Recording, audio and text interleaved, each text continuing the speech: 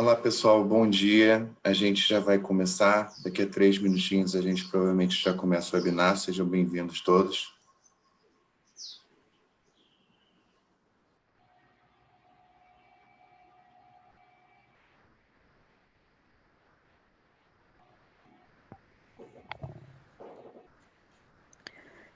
Bom dia a todos. Nós vamos iniciar com um vídeo preparado para falar um pouquinho sobre a jornada do paciente. Então, aguardem que aí às 10 horas em ponto iniciamos o nosso webinar logo após o vídeo. Obrigada, bom dia.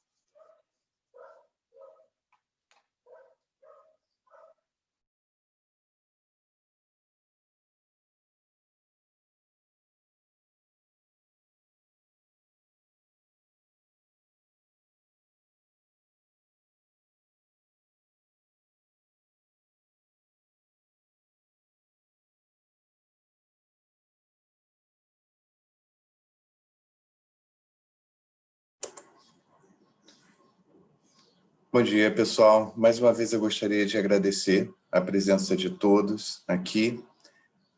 Hoje a gente vai estar falando um pouquinho sobre o tema, né? Como o INCOR está usando a tecnologia baseada em evidências em combinação com a tecnologia telehealth para cuidados de longo prazo de pacientes crônicos.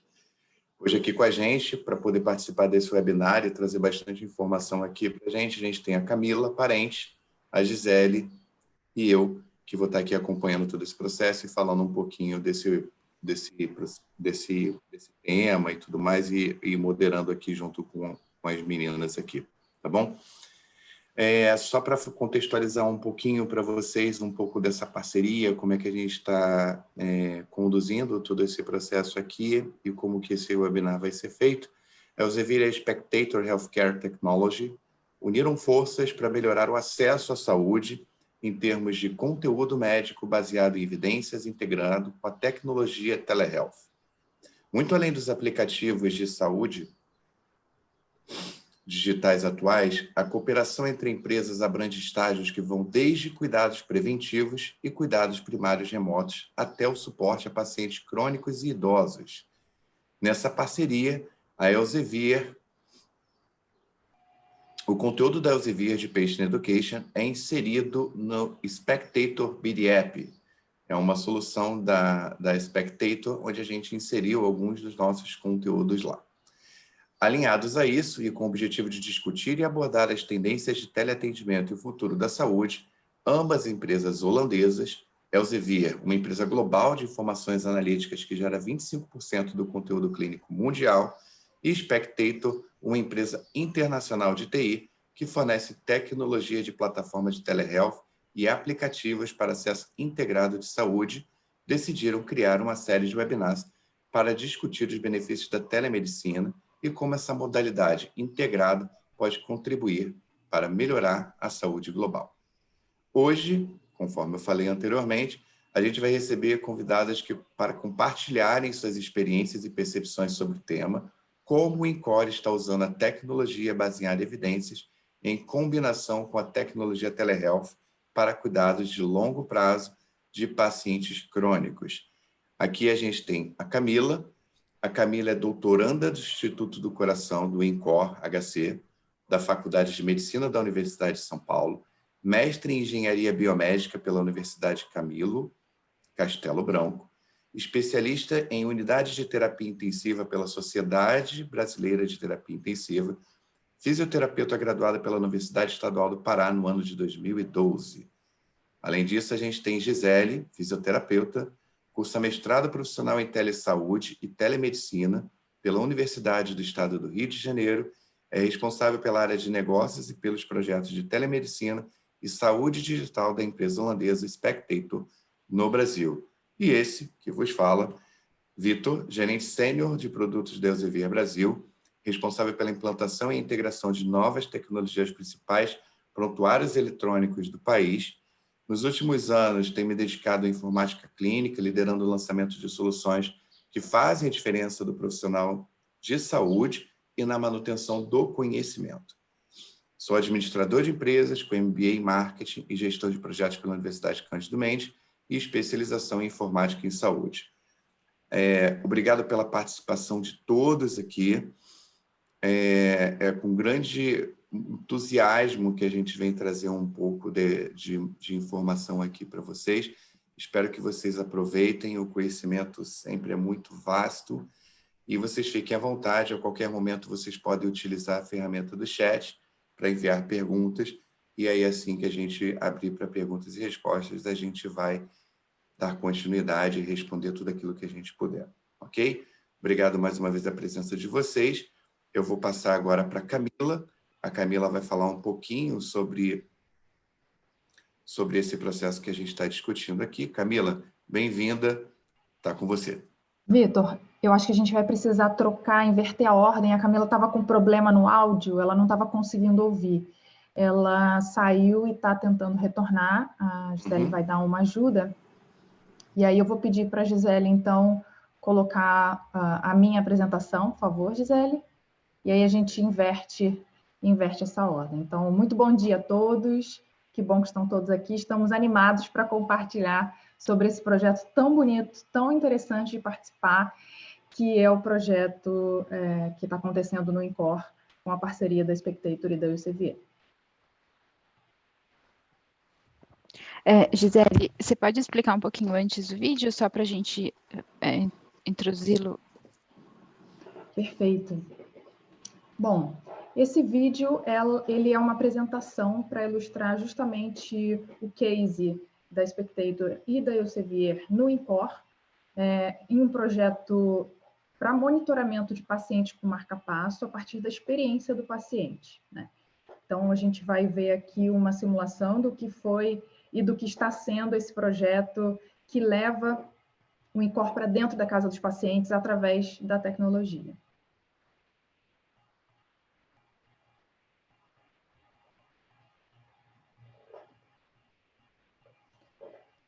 Então, aqui, para quem não conhece, é a entrada do INCOR.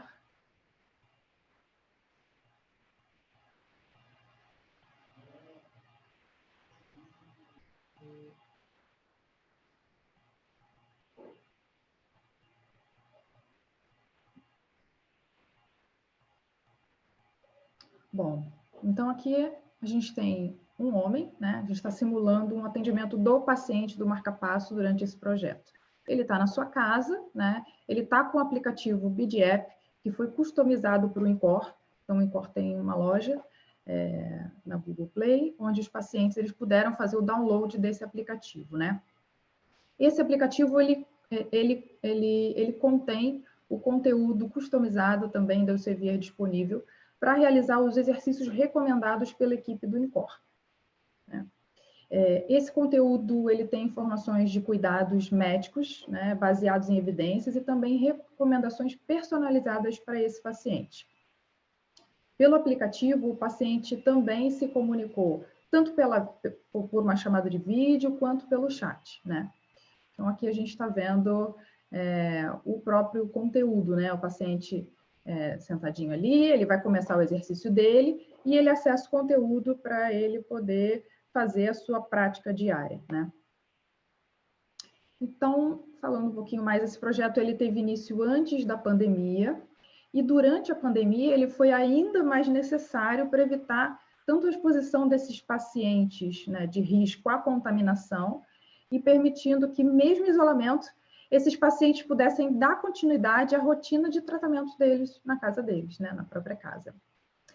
Em caso de dúvidas, né, orientações extras, o paciente ele teve acesso à equipe do INCOR sem precisar se deslocar dentro da sua própria casa. Ele pôde ter acesso à teleorientação, à própria videoconsulta, como eu já falei, né? Através do BDApp também, os questionários de avaliação que a doutora Camila ela vai comentar, que fazem parte do projeto dela, né? Também chegaram aos pacientes através da tecnologia Spectator. E assim, dessa forma, as condições físicas relativas ao caso desse paciente, né, e de outros pacientes, eram monitorados. E em caso dos resultados alterados, a equipe ela também era alertada na plataforma e poderia agir precocemente.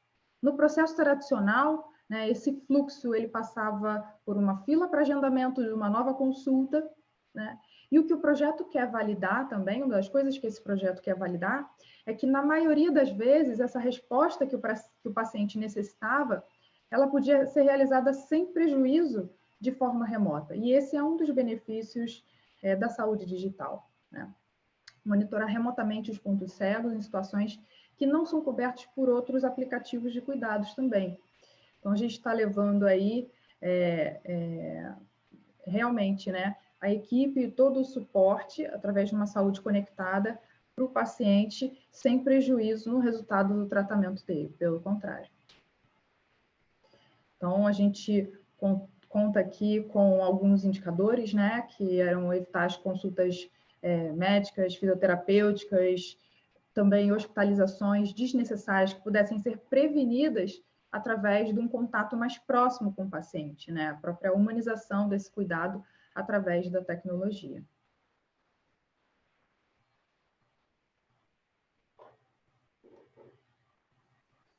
E isso é bem interessante, né, Gisele? A Camila, pessoal, a Camila já está entrando, a Gisele já está colocando ela aqui como palestrante. E aí a Camila vai poder falar um pouquinho mais sobre isso, né? A Camila, ela tem liderado esse projeto no INCOR, que trouxe, através da parceria da Elsevier com a Spectator, uma solução diferenciada para que ela pudesse estar não só na palma da mão dos clínicos que estão no INCOR, para auxiliar os pacientes, como também na palma da mão dos pacientes, para que eles pudessem sanar todas as dúvidas deles em relação ao processo, desde as dúvidas mais simples, né? A Camila sempre falou muito isso. Assim que ela entrar aqui, ela vai poder comentar um pouquinho mais sobre o projeto. Mas desde as dúvidas mais simples, por exemplo, se eu sou um paciente que eu tenho marca-passo, eu posso ligar o micro-ondas, eu posso fazer uma esteira, eu posso ir para a academia. E tudo isso, como que a gente conseguiu resolver? A gente agregou não só os materiais de educação a paciente, que o próprio INCOR já tinha também, junto com a tecnologia da Spectator, como também todos os materiais voltados para a cardiologia na parte de marca-passo, de uma solução que a gente chama de Patient Education da Elsevier.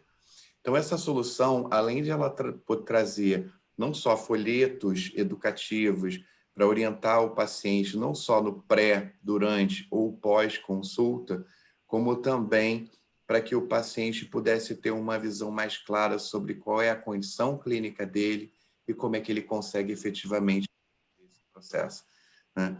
Então, através dessas integrações que a Elsevier fez com a Spectator, o nosso objetivo é gerar e conceder cada vez mais conhecimento, não só para a equipe clínica, como também para os pacientes.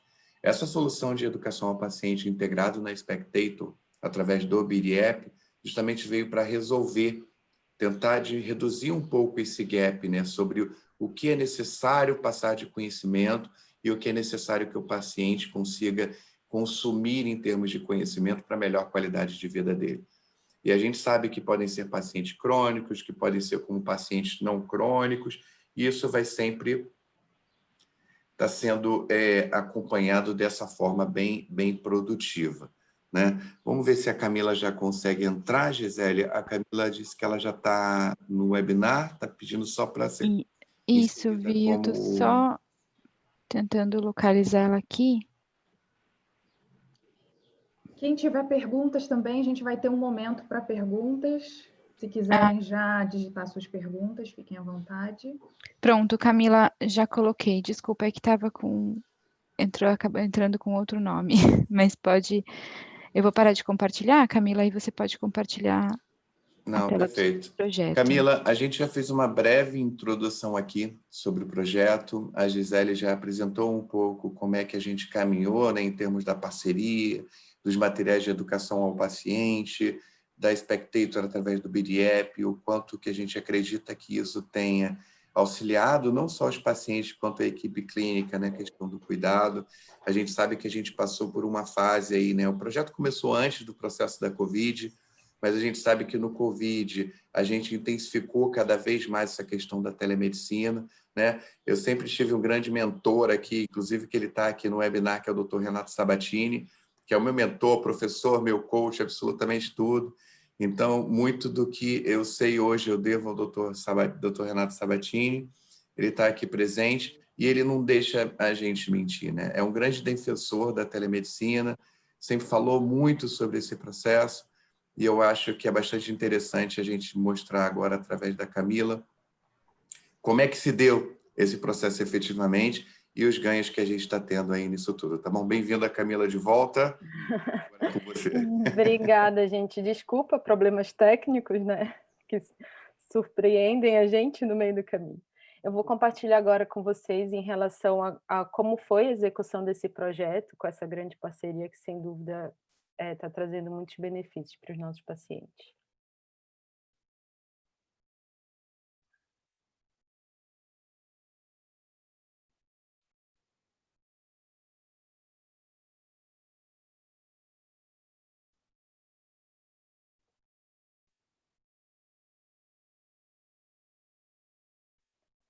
Todos conseguem visualizar minha tela? Sim. Então, tá bom. Obrigada, Vitor. Obrigada a todos, né? Agora a gente vai falar um pouquinho do que seria o telehealth para o cuidado desses pacientes ditos crônicos. Primeiramente, é bem importante a gente falar do contexto que esses pacientes estão inseridos. Então, quando a gente fala de doenças cardiovasculares, eu acho que é muito importante a atenção que a gente deve dar a isso, porque como todos já ouviram falar em algum momento de suas vidas, as doenças cardiovasculares representam a principal causa de mortalidade mundial. Se a gente para imaginar todas as diversidades que essas doenças apresentam, todas as possíveis manifestações clínicas que elas acontecem, e ainda assim, todos os fatores de risco que poderiam ser modificados por um estilo de vida inadequado, para que a gente não tivesse essas complicações e essa prevalência tão alta de mortalidade por doenças cardiovasculares. No Brasil, a gente consegue acompanhar o número dessa taxa de mortalidade através de uma página na web da Sociedade Brasileira de Cardiologia, que indica para a gente o número de mortalidade por doenças cardiovasculares por ano, por mês ou por dia. Um ponto muito interessante é que 29% da taxa de mortalidade dessa geral no Brasil são indivíduos acima de 30 anos. Então, as manifestações clínicas dessas doenças são diversas existem uma modalidade de alterações que acontece especificamente no sistema de condução elétrica cardíaco. Quando ocorre uma manifestação, uma alteração do sistema de condução elétrico, é quando surgem diversos tipos de arritmias cardíacas, e existem algumas arritmias que também levam a altas taxas de mortalidade. Sendo o padrão ouro para o tratamento dessas arritmias, os chamados dispositivos cardíacos eletrônicos implantáveis.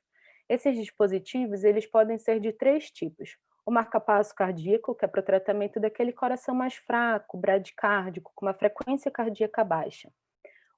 Existe o ressincronizador cardíaco, que é um tipo de dispositivo para retornar o sincronismo normal do coração e assim ajustar um funcionamento adequado. E existe o cardiodesfibrilador implantável, que é um dispositivo utilizado para tratamento e prevenção de morte súbita cardíaca. É uma área muito específica da cardiologia, então vocês imaginem a condição de um paciente quando ele recebe um determinado dispositivo como esse. Falando um pouco do número de cirurgias e implantes que acontecem desse tipo de dispositivos, mundialmente acontece em média de 600 mil implantes de marca-passo por ano. No Brasil, segundo a última estimativa do Departamento de Estimulação Cardíaca, no período de 1994 a 2010, aconteceram 260.337 implantes. E no INCOR, só no ano de 2019, aconteceram em média de 990 cirurgias relacionadas a esses dispositivos. A grande questão é, o paciente ele é submetido a um procedimento cirúrgico de implante de algum desses tipos de dispositivo e eles precisam de um plano de acompanhamento, de segmento. Esse segmento, ele faz com que o paciente retorne pelo menos a cada 6 meses para a verificação do funcionamento adequado do dispositivo, além do tratamento de outras condições de saúde. Então, são pacientes que geralmente eles têm uma característica de pacientes crônicos por apresentarem diversas doenças associadas. Geralmente são pacientes que, além do marca-passo, eles são hipertensos, possuem diabetes e outras complicações. Esses pacientes, eles se veem em uma condição que muitas vezes gera muita insegurança. Então, diversas evidências, elas têm estudado um pouco sobre o impacto que isso tem na condição do paciente. E será que esse paciente não gostaria de conhecer mais ou entender melhor da sua condição de saúde? E isso as evidências vêm para confirmar que sim. Há uma mudança muito grande nas atividades cotidianas desses indivíduos por conta da insegurança que eles têm decorrente da presença do dispositivo. Esses indivíduos, quando questionados, como não só em uma realidade brasileira, como uma realidade desse estudo feito na Europa, sempre eles gostariam de entender melhor, conhecer melhor, para se sentirem mais seguros nas suas atividades.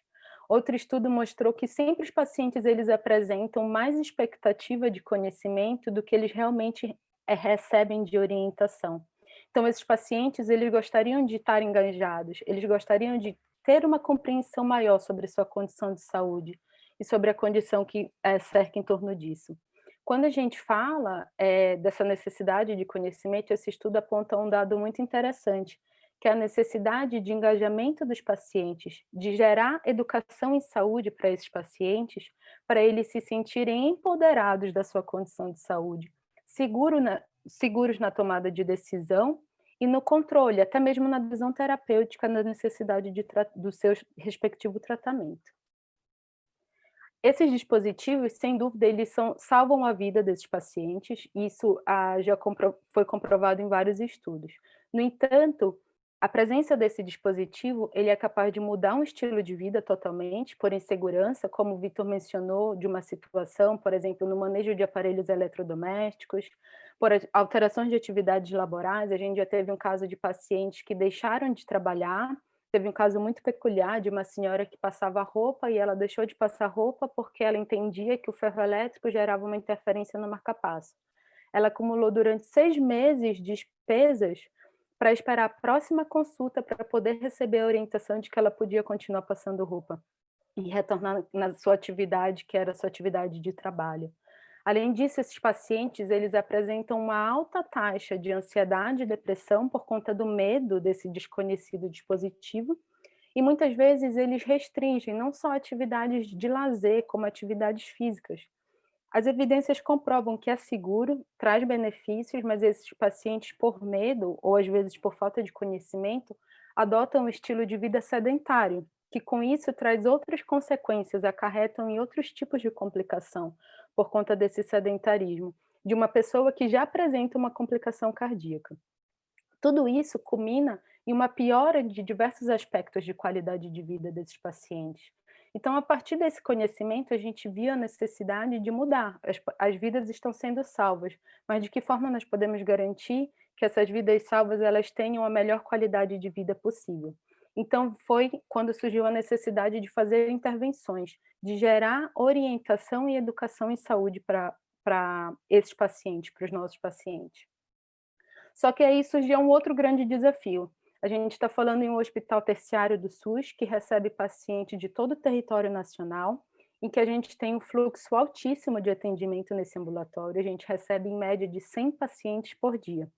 De que forma a gente conseguiria orientar, fornecer educação a esses pacientes para eles entenderem sobre o seu dispositivo e a necessidade de cuidados que eles deveriam ter da saúde?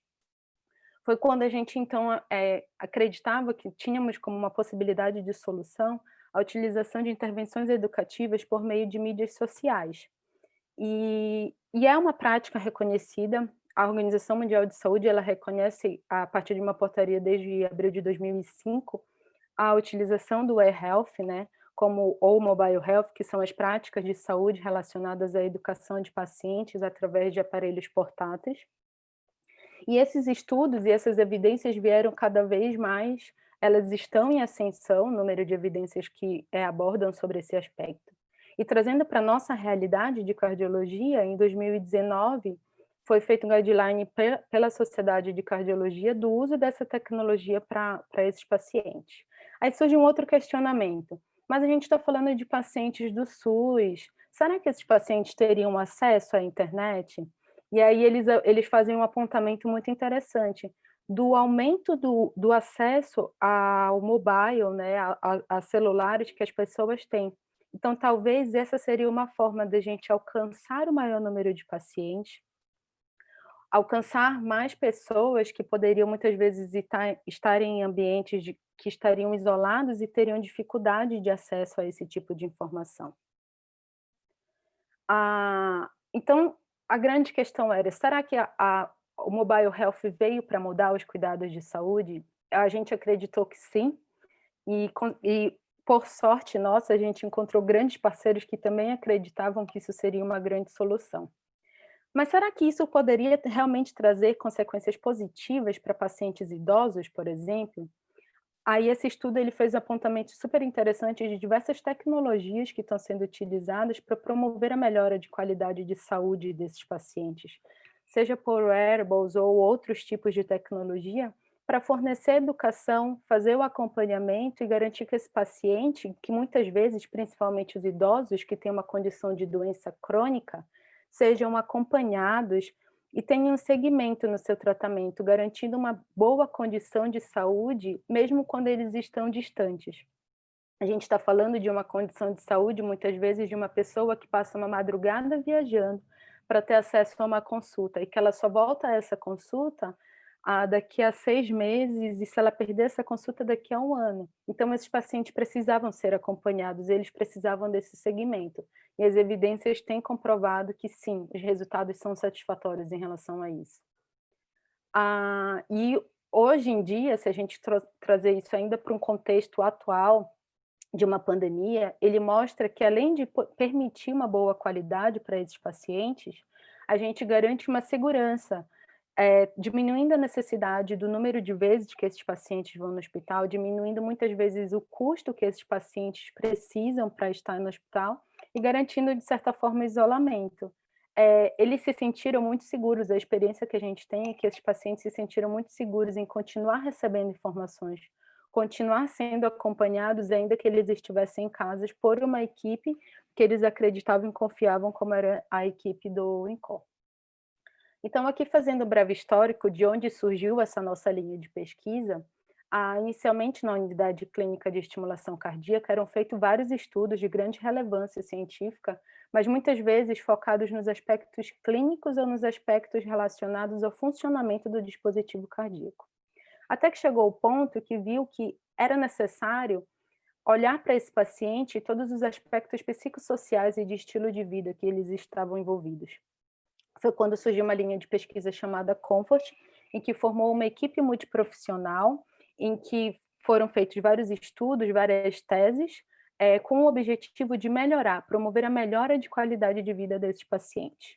Daí foram identificadas a necessidade de adesão medicamentosa, da percepção que o paciente tinha em relação ao dispositivo, e também do nível, por exemplo, de ansiedade, depressão, do perfil de sedentarismo. Tivemos um painel de conhecimento do perfil desses pacientes. E daí surgiu a necessidade da gente gerar a educação para esses pacientes e de que forma a gente poderia intervir. Baseado em tudo que a gente vinha estudando e do avanço que a gente via da telemedicina, foi quando a gente fez que é a minha tese, né? Como proposta, fornecer um aplicativo, um mobile health de estilo de vida para esses pacientes, que é sobre a supervisão do professor Martino Martinelli e que segue os padrões do que seria um ensaio clínico. Falando um pouquinho de como se desenvolve esse estudo, então os pacientes que eram seguidos no ambulatório de estimulação cardíaca artificial, eles foram convidados para participar. A partir do seu aceite de participação, eles foram submetidos a diversas avaliações. Então, a gente avaliava desde o aspecto de qualidade de vida, nível de ansiedade e depressão, nível de atividade física, nível de conhecimento que eles tinham sobre esses dispositivos, e avaliávamos ainda em relação à sua capacidade cardiopulmonar. Porque a gente tinha aquela hipótese, o paciente ele não faz atividade porque ele tem uma limitação física ou porque ele tem uma limitação de conhecimento que faz ele se sentir seguro de ser mais ativo.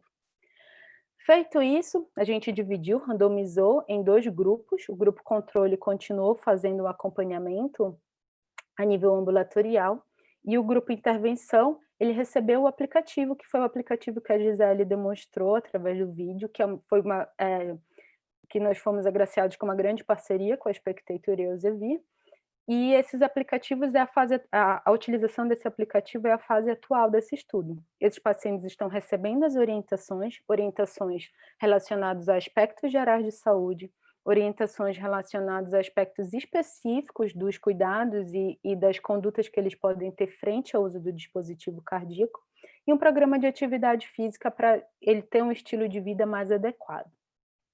Posteriormente, esses pacientes serão reavaliados, a gente vai ver em relação ao nível de aderência e satisfação que eles utilizaram, mas o que a gente pode apresentar agora, e que a gente sempre compartilha, é o retorno que a gente tem, a devolutiva que a gente tem dos pacientes em relação à utilização dessa tecnologia. Então, aqui são algumas mensagens que a gente recebe diariamente, eu selecionei algumas mensagens para mostrar, e que eu acho que é muito gratificante acompanhar isso e ver de que forma a gente está conseguindo mudar alguns aspectos relacionados à saúde desses pacientes. Então, pacientes que agradecem em relação à utilização e ao recebimento desses exercícios, que além de fazer eles se sentirem ótimos fisicamente, ajudam a passar a quarentena. Poucos dos pacientes que realizavam atividade física depois da quarentena, muitos tinham deixado de realizar com medo de sair de casa, isso também foi uma possibilidade de gerar uma manutenção de qualidade de saúde. Há pacientes que referem que estão se sentindo muito bem, que melhoraram a qualidade de sono. Pacientes que agradecem por tudo que tem sido feito por eles e pela disposição que nós temos em ajudar. Esse paciente que até brinca, que agradece muito de coração com o marca-passo. O engajamento da família, como a gente falou muitas vezes, quando a gente falou desse projeto, pensou nesse projeto, muita gente falava de que achava o quanto seria inviável por ser o nosso foco, nossa população serem de idosos. E a gente viu uma grande diferencial quando a família participava. Às vezes o idoso gostaria de ter uma participação, mas ele se sentia inseguro pela falta de familiaridade com a tecnologia. Mas quando tinha algum familiar que se disponibilizava a participar, juntamente com esse idoso, fez com que ele melhorasse sua aderência e tivesse uma mudança de conduta, por exemplo. Essa é uma senhora que ela era totalmente sedentária e a filha pede para continuar, liberar o novo acesso, porque ela está fazendo agora exercícios físicos regularmente. Ou ainda, pessoas que tiveram uma melhora de condição até de dor. Essa senhora refere que ela tinha muita dor na perna e ela tinha dificuldade na execução de atividades cotidianas, atividades de vida diária, como subir escada, realizar determinados movimentos.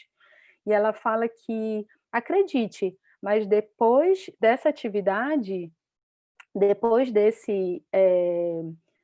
atividades e dos exercícios que nós orientamos para que eles realizassem, ela sumiu a dor que ela sentia e agora ela se sente melhor. Então, a gente está conseguindo ter uma mudança no que a gente tinha como foco, que era melhor em relação à qualidade de saúde, ao estilo de vida e a informações, para gerar um engajamento maior e uma melhora em diversos aspectos relacionados à qualidade de vida desses pacientes. Então, isso é um pouquinho da experiência que a gente tem tido até agora do Encore. Eu agradeço muito a atenção de vocês, e era isso que eu gostaria de compartilhar agora. Perfeito, Camila. Muito legal o projeto, muito interessante. Eu acho que a Elsevier, não só a Elsevier, como a Spectator não podiam estar de fora desse projeto. Eu acho que para a gente faz todo sentido que a gente possa agregar não só a tecnologia, como também o conhecimento junto a esse projeto, justamente para a melhoria de qualidade de vida do paciente como um todo, né? Eu sei que vocês já falaram um pouquinho sobre isso, né? Mas aí eu vou fazer a pergunta, por exemplo, assim, Camila e Gisele podem falar. A gente tem algumas perguntas aqui no chat, depois eu vou pedir a Gisele para conduzir a questão aqui das perguntas aqui no chat, mas eu queria começar com duas perguntinhas para vocês, tá? A primeira é, como que a tecnologia de telehealth apoia no suporte aos pacientes crônicos que necessitam de um maior acompanhamento? Eu acho que tanto a Camila quanto a Gisele podem falar um pouquinho disso para a gente aqui, né? Até porque é o dia a dia da Camila, é o dia a dia da Gisele, então vamos começar com a Gisele, então, por favor, Gisele. Eu estava aqui pensando, né? Não sei o que é melhor, né? Ouvir a própria Camila falando né, do projeto, causa uma emoção muito grande, né? Ou ouvir o feedback dos próprios pacientes, né? Porque a gente é um projeto extenso, né? Esse projeto ele começou tem mais de um ano, né? A gente teve aí um delay por causa da pandemia, né? Não estava prevista a pandemia, então a gente teve, né, que se reorganizar, se reinventar. E a gente vê que, nesse caso, né, muito especificamente, né, agora pego a fala final aí da própria Camila, pacientes que eram sedentários, pacientes que a família está vendo e está pedindo, manda mais conteúdo, né? Eu quero mais acesso. São formas da gente entender e ver na prática, né? Quais são os benefícios da telehealth na saúde das pessoas, ajudando os pacientes crônicos, ajudando as equipes, né? A gente tem benefícios de todos os lados. né? Estou muito satisfeita com o projeto em si. A Spectator, ela tá muito realizada com esse projeto. É um projeto para a saúde pública, né? A Camila levantou aqui a questão, que são pacientes do SUS que a gente está falando, então desafios são muitos, né? Perguntas, questionamentos foram muitos, né? Será que a gente vai conseguir, né? Mas, de fato, a gente viu que a tecnologia está aí, ela é para ser usada, né? Tem muita tecnologia disponível no sentido da telesaúde, da saúde digital. Esse projeto é só um pouco do que a gente pode continuar fazendo em parceria, né? Em benefício aí da saúde pública. Então, falando de pacientes crônicos, a gente consegue melhorar a qualidade de vida dessas pessoas, consegue melhorar a qualidade de vida da família dessas pessoas. No longo prazo, eu consigo enxergar até num projeto maior, a gente consegue até medir, quem sabe, o impacto de menos poluição, né? Porque essas pessoas, estando em casa e precisando se deslocar menos para ir até o hospital, então a gente tem benefícios diversos, né? Alguns mensuráveis, outros incomensuráveis, né? São muitos. Eu vou deixar a Camila falar um pouquinho mais aí da prática dela, para ela falar para a gente o que ela viu, né, de benefícios aí na saúde das pessoas. Eu acho que, sem dúvida, a quantidade de benefícios para esses pacientes que precisam de um acompanhamento contínuo é muito grande, porque são pacientes que, quanto mais eles conhecem, mais eles se sentem seguros, e é muito disso, esse engajamento que eles têm. Quando alguém para dar um tipo de informação para esse paciente, ou esclarecer uma dúvida, e não falar só vai lá e toma essa medicação, só vai lá e tenta ficar longe do micro-ondas, mas não explica para ele, só gera uma insegurança e não gerou uma educação em que esse paciente pode ter uma atitude diante da sua situação de doença. Esses pacientes, eles são pacientes geralmente que usam vários medicamentos, são pacientes que precisam de várias condições de estilo de vida. É curioso, por exemplo, quando eu fazia o teste para fazer a avaliação cardiopulmonar, alguns pacientes perguntavam, mas eu posso fazer uma caminhada diária? Então, a mudança de conduta desses pacientes são pacientes crônicos e que eles deveriam estar fazendo uma caminhada diária há algum tempo. Então, eu acho que pacientes crônicos, eles precisam de atenção e muitas vezes essa atenção ela não é dada por ser uma condição já a longo prazo que esses pacientes apresentam.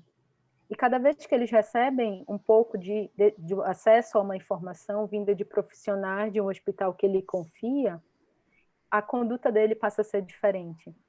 Se eles têm acesso a essa informação e eles sabem que é de um profissional lá de dentro, através de um telehealth, faz com que eles não precisem se deslocar, ter uma questão de custo envolvida. A gente está falando de pacientes de um hospital terciário, de muitas vezes de uma condição socioeconômica não adequada. Então, acho que os impactos são diversos, assim, quando a gente consegue utilizar essa tecnologia para esses pacientes. E não só a questão do contato, né, Camila, que eu acho que é super importante, né, de trazer essa proximidade, mesmo que distante, né, se é que a gente pode falar isso, que é um dos objetivos da telemedicina. Eu acho que o fato de todo mundo sempre, nos últimos meses, está falando muito sobre essa questão do novo normal, né? Então, eu acho que você entrar com um projeto como esse, trazendo o paciente um pouco mais próximo para você, porque um dos objetivos era ver o quanto que se conseguiria, né, Camila, reduzir, né, as reconsultas, acho que vocês chamam isso, né, as reavaliações e tudo mais, o quanto que se conseguiria diminuir isso, né? E o quanto que agregando não só a tecnologia, a presença do profissional ali na linha de frente, como você conduziu brilhantemente nesse processo ao longo dos últimos meses, mas a inserção de conteúdos que auxiliassem eles a entenderem um pouco mais sobre a condição clínica dele, não só voltada, por exemplo, assim, como é que você controla a pressão arterial, né? Por exemplo, assim, a importância de uma caminhada, de uma boa nutrição, como também os próprios materiais produzidos por vocês e os materiais que a Elsevier agregou junto à solução, né? Então, eu acho que isso faz muito sentido, né, Camila? O que você acha? Nossa, totalmente. Foi muito legal a utilização dos vídeos, aqueles vídeos que a gente pôde selecionar da Elsevier, em que a gente conseguia dar uma orientação de um aspecto geral. Então, a gente fornecia informações desde uma nutrição adequada, cuidados com colesterol, que são condições muito recorrentes entre eles, né? A condição de que, às vezes, a sensação de que eles podem estar sentindo pode ser uma condição psicológica, então a gente forneceu vídeos falando sobre ansiedade, sobre depressão, quais são os sintomas, por exemplo, se eles estivessem tendo um infarto. Então, o acesso a essa informação, quando é vista através de uma informação dada em um jornal, ela é diferente quando ela é direcionada para esses pacientes. E eu acho que foi uma parte muito interessante desse projeto, a gente conseguir selecionar esses vídeos da Elsevier fornecendo essas orientações e fazer com que esses pacientes tivessem acesso. Também eu acho que foi um dado muito legal. Perfeito. Gisele, eu vou passar para você. A gente tem várias perguntas aqui no chat. Eu acho que é legal a gente começar pelo chat. Sim. A primeira pergunta eu vou fazer para a Camila, que é para falar um pouco sobre o Comfort, se ele é um projeto do INCOR, né? Ela pode explicar melhor sobre o Comfort. É uma linha de pesquisa que foi iniciada no INCOR, no ambulatório na unidade clínica de estimulação cardíaca artificial. E aí foram feitas várias teses que avaliaram os aspectos psicossociais. Tiveram avaliação em relação à ansiedade, depressão, percepção do paciente frente ao uso do dispositivo, estudo de aderência medicamentosa. E foi quando a parte de estimulação artificial foi aberta um pouco mais para uma equipe multiprofissional. E aí foi quando o meu veio com a ideia de vamos mudar o estilo de vida desses pacientes, vamos tirá-los do sedentarismo, vamos fornecer informações. Ótimo. Tem aqui mais algumas perguntas. Deixa eu puxar as perguntas aqui. Sobre o maior desafio do projeto. Então, a gente teve um desafio muito grande. Inicialmente, era conseguir fazer essa mudança cultural dos pacientes, em relação de que eles não iam perder nada do acompanhamento que eles já tinham no INCOR. Era muito diferente quando a gente tinha os familiares presentes, que conseguiam acompanhar esses pacientes, conseguiam ajudar com o uso da tecnologia. Então, quando inserir essa realidade na vida de alguns pacientes foi um pouco desafiador inicialmente. Talvez isso, foi até uma discussão que a gente teve um certo dia, se isso fosse realizado de uma forma híbrida, se os pacientes conseguissem, se a gente conseguisse ter o primeiro contato, mostrar para ele o uso da tecnologia, e em seguida ele conseguir dar continuidade nesse uso em sua casa, talvez fosse mais fácil para o paciente. Só que muitos pacientes iniciaram essa utilização no período da pandemia. Então, isso foi um pouco desafiador, porque a gente tinha que ensinar a utilização da tecnologia à distância. Então, eu acho que esse foi o principal desafio que a gente teve no projeto. Também considero que esse foi um desafio, né? Chegou a pandemia, houve, né? A gente ficou, caramba, e agora, como é que vai ser? Porque a pandemia em si já era um desafio, né? O que é a pandemia, né? Mas eu considero que o retorno foi bem rápido, né? E a gente viu que ela estava trazendo, na verdade, uma forma da gente acelerar ainda mais, né? E trazer mais benefícios ainda para essas pessoas que estavam participando, né? E era curioso, né? Porque várias pesquisas elas precisaram ser interrompidas nesse período. Eu falei, não, a minha pesquisa agora ela precisa ser potencializada, porque a gente está no período de pandemia, a gente precisa gerar informação para esses pacientes. Então a gente foi um pouco contra, né? Eu acho que o projeto ele gerou uma incerteza quando veio a pandemia, né? Mas ganhou muita força com a pandemia em si, né? Porque a gente teve uma série de validações que antes a gente tinha uma série de critérios que não poderia ser utilizado, foi aprovado, não foi aprovado, entra, não entra e tudo mais. Isso era uma das discussões que a gente tinha muito, né, em todos os congressos e tudo mais. Como é que o quanto a gente acreditava que isso iria mudar a qualidade de vida não só da equipe clínica, como também dos pacientes, né? A aplicação dessas tecnologias voltada para trazer o conhecimento e estar mais próximo dos pacientes como um todo, né? Eu vou fazer só essa pergunta aqui do chat, que é do Dr. Sabatini, o nosso mentor Master Upper Mega Hiper aqui, que eu acho que é mais voltado para a Gisele também, eu acho que a Camila pode contribuir. Ele diz aqui, ó, bom dia, queridos amigos da Elsevier e Encore Spectator. Parabéns pelo magnífico projeto dessa colaboração campeã. Certamente o impacto sobre a segurança do paciente e da qualidade de vida dos pacientes. Minha pergunta, existe previsão de monitorar o ritmo cardíaco dos pacientes usando um wearable, como os novos smartwatches, que são capazes de registrar o ECG de um canal? Tá, vou começar respondendo. Doutor Sabatini, o senhor está nos nossos corações, nas nossas mentes e nas nossas atitudes, né? Obrigada pela participação, obrigada pela oportunidade da pergunta e da resposta. Bom, a Spectator ela tem integrada na plataforma dela alguns biosensores, né? O aparelho de pressão, né? O glicosímetro, termômetro, balança. Nós não temos previsão no momento de integrar algum device, né, que faça o monitoramento cardíaco. É possível, né? Nós até conversamos isso no início do projeto. Para esse projeto, ele foi postergado, porque isso requer uma conversa entre fabricantes, né? Mas é totalmente possível em função da tecnologia da Spectator.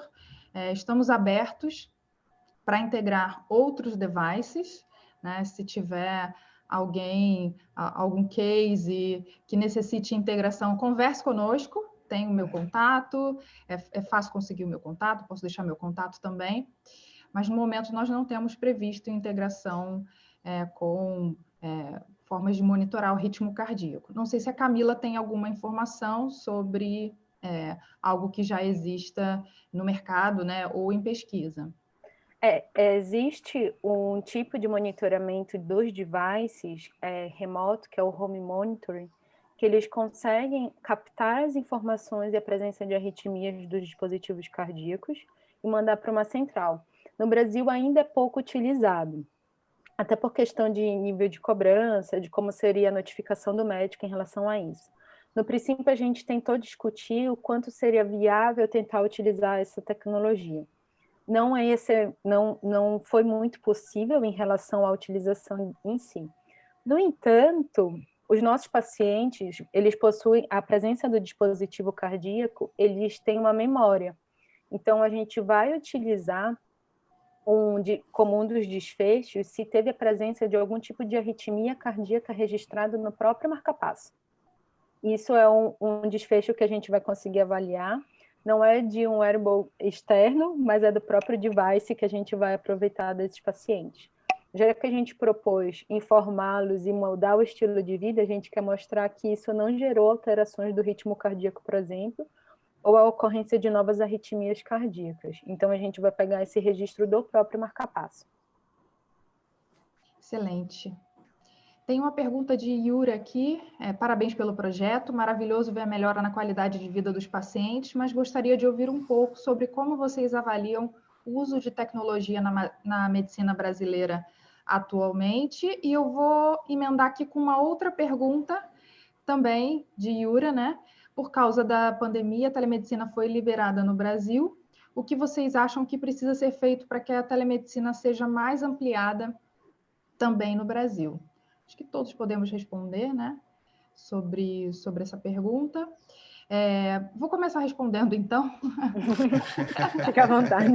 Eu estou falando, continuar falando.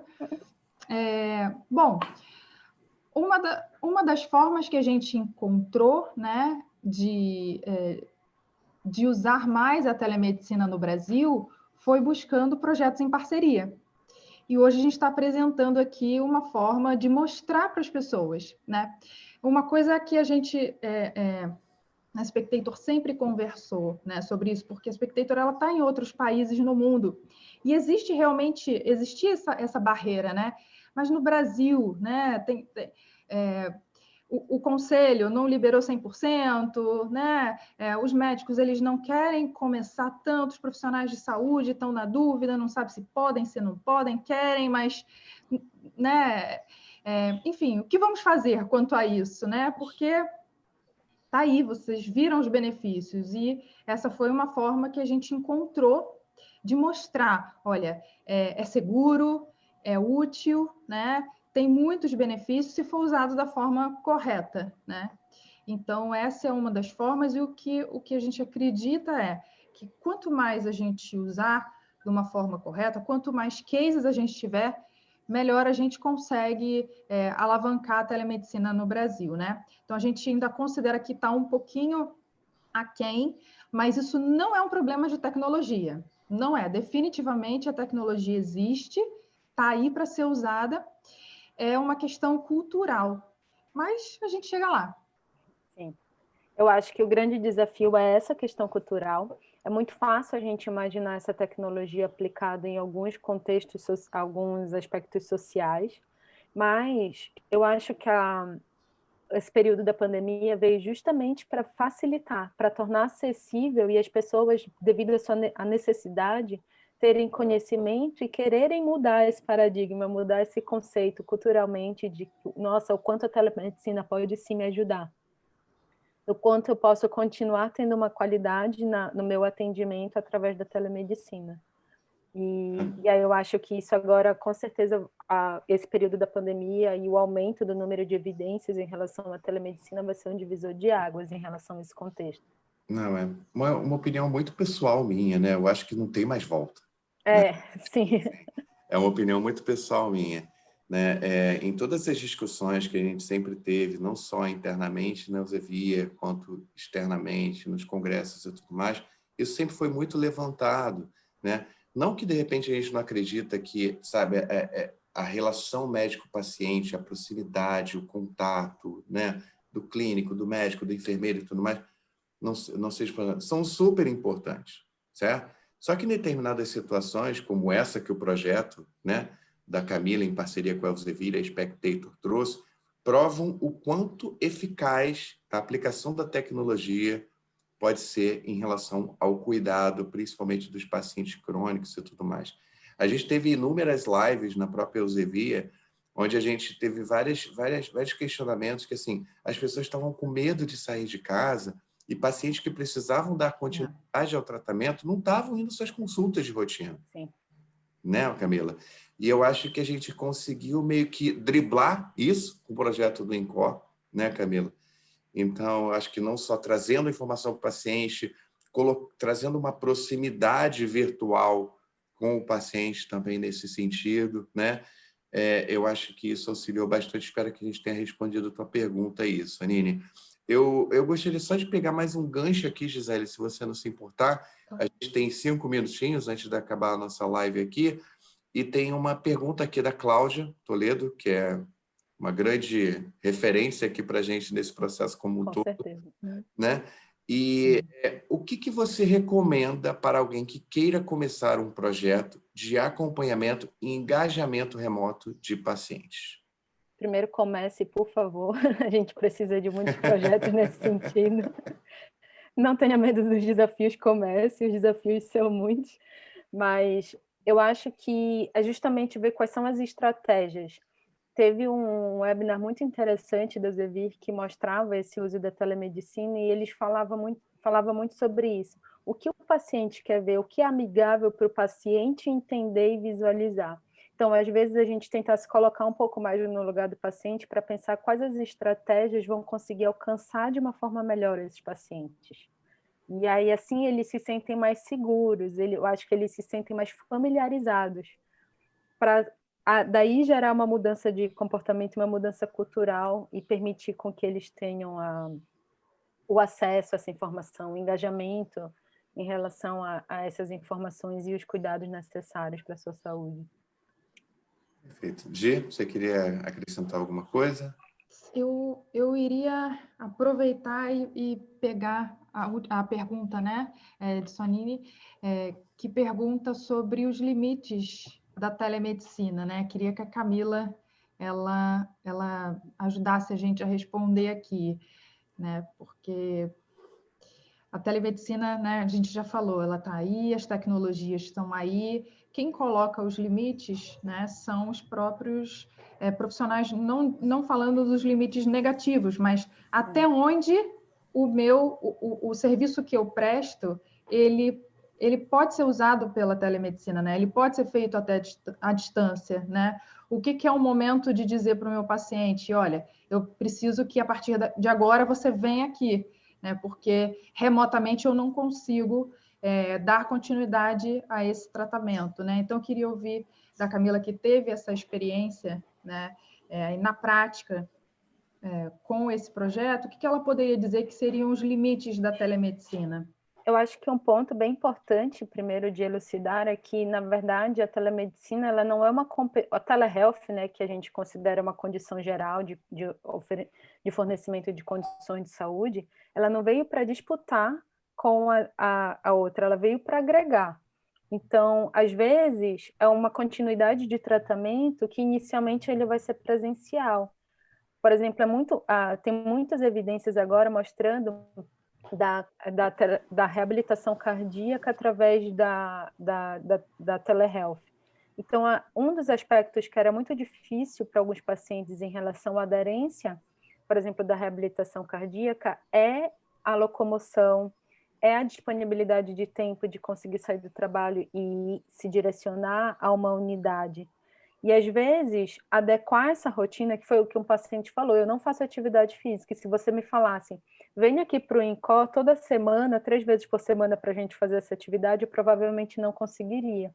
Você me dando isso, eu consigo adequar o meu dia, e isso me facilita. Então, eu acho que, na verdade, a gente tem que pensar em qual é a estratégia e de que forma, qual objetivo a gente tem em relação àquilo. Às vezes é agregar uma terapia que a gente faz inicialmente presencial. Então, eu não sei, é muito difícil pensar nos limites que isso teria. Eu acho que varia muito de acordo com o objetivo que a gente tem com esse paciente. Perfeito. Tem um comentário aqui, a gente já está mesmo caminhando para o final, né? Mas que eu acho que é importante ler aqui, de José Parente Oliveira. Obrigada pelo comentário, Zé. Parabéns a todos pelo projeto. Além de estar alcançando os resultados desejados, com os pacientes demonstrando satisfação com os benefícios obtidos, o projeto indica a importância de acompanhamento de pacientes de uma forma mais ampla, que essa é a proposta realmente, né? Em particular, um paciente vai a uma consulta e fica sem orientação até a próxima consulta. Então, José resumiu aqui um benefício primordial, né, desse projeto e de muitos outros projetos de telemedicina e de telesaúde, né? Deixar com o paciente a informação, para que ele não tenha dúvidas do que precisa ser feito. Isso também é trabalhar em cima de um resultado do seu trabalho presencial, do seu tratamento presencial, né? Ele é um grande pesquisador do ITA e que ele também é um grande defensor da telemedicina como uma solução para cuidado de saúde. Então, sem dúvida, é uma opinião muito importante para esse projeto. Com certeza. Pessoal, chegamos ao fim aqui do nosso webinar aqui. Eu espero que vocês tenham aproveitado. Acho que obrigado, Gisele, obrigado, Camila, por Eu que agradeço. Esse projeto tão inovador com todos aqui que estavam acompanhando a gente até agora. Eu queria aproveitar para fazer um convite para todo mundo. A gente vai ter o nosso último webinar da série, dessa parceria da Elsevier com a Spectator, que vai ser agora no dia 10 de dezembro, às 10 horas da manhã, onde a gente vai falar sobre rede de saúde, experiência do paciente com a telesaúde e conteúdo médico validado. Os convidados são Fran Hermes, fundador e diretor administrativo da Spectator Healthcare Technology, Hans Kerkamp, consultor médico sênior da Spectator Healthcare Technology, e Ia Xuan, diretor médico global CMO da Elsevier. Só fera, pessoal. Então, assim, não percam, dia 10/12, às 10 horas da manhã, um super webinar para fechar com chave de ouro aqui, essa série aqui para todo mundo. Meninos, se vocês quiserem fazer alguma consideração inicial, eu já me despeço aqui de todo mundo. Obrigado, bom dia para todo mundo. Gisele, Camila, a palavra é com vocês e a gente fecha o webinar. Muito obrigada, um bom dia a todos. Muito obrigada, Vitor, muito obrigada, Camila. Muito obrigada a todos. Também só queria agradecer o convite, Vitor, Gisele, Cláudia. É sempre um grande prazer fazer parceria com vocês. Obrigada a presença de todos e a atenção de todos também. Que tenham todos um excelente dia. Tá ótimo, pessoal. Obrigado. Até o dia 10. Tchau, Até tchau. dia 10. Tchau. Tchau, tchau.